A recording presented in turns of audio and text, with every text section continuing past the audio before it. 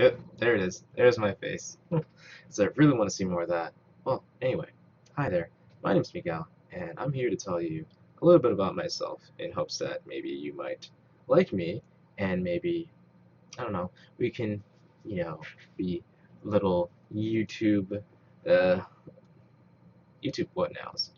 Yeah, YouTube what nows. That'll be YouTube what nows. We'll be little YouTube what now like this. You know what I'm saying? No, seriously. You don't know who I am, so why don't I start by telling you about myself and who it is that I am? I did that because my neck hurts. So please don't judge me. So, I am Miguel. I'm 20 years old, and I live in the Bronx. Alright? So now you got the basic geographical stuff out of the way. Now we can get to the nitty gritty stuff. Okay?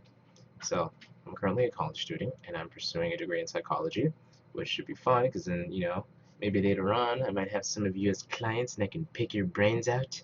Not literally, because that would be terrible in the figurative sense. Yeah.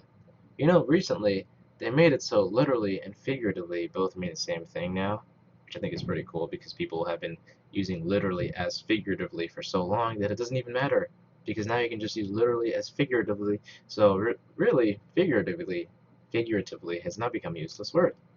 The more you know. Anyway, the purpose of making this video is not to say anyway twice in such a short amount of time.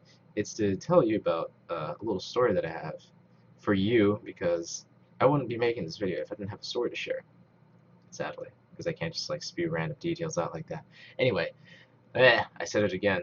Oh well, I guess I'll leave it in there. That could be like the little thing that you write in comments about, oh, this guy says anyway way too much. I'm like, I do. So I'll fix that starting on my first video. Anyway. Anywho, how about that? Let's spice it up a little bit, shall we? No, but seriously.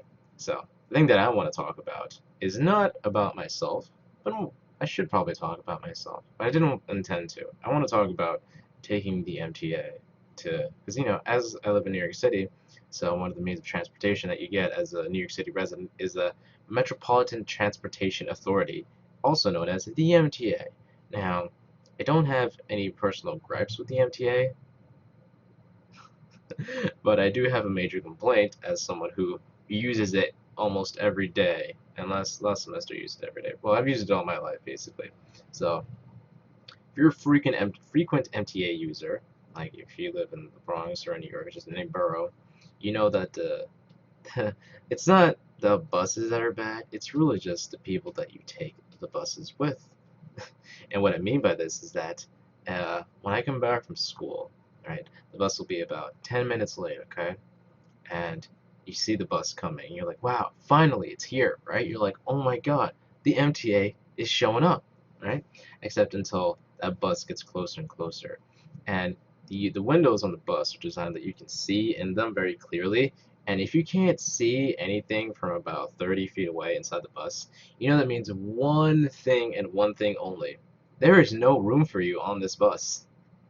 And I guarantee you that there being no room, someone will inevitably try to make room for themselves on this on-said bus. And then you'll think to yourself, well, if he's doing it, I need to do it too, right? Because that's what I think. I hope you think the same thing. And if he does that, then you get on, and then next thing you realize, there's like the little safety hazard line on the front of the bus that says, if you cross this line, the bus can't move. And the bus driver's just there like, and you're there like, well, I am over the line, so you shouldn't be moving, but he's gonna move anyway. And now you're on the super crowded bus, and the most interesting part I find about this is that it's not the bus that's crowded. It's just one person, just one person blocking a sea of people from moving from the front end of the bus to the back end. And they're my favorite part is that you can always you look at them, right? And they look at you back because they will always look at you. They'll just kind of just go like,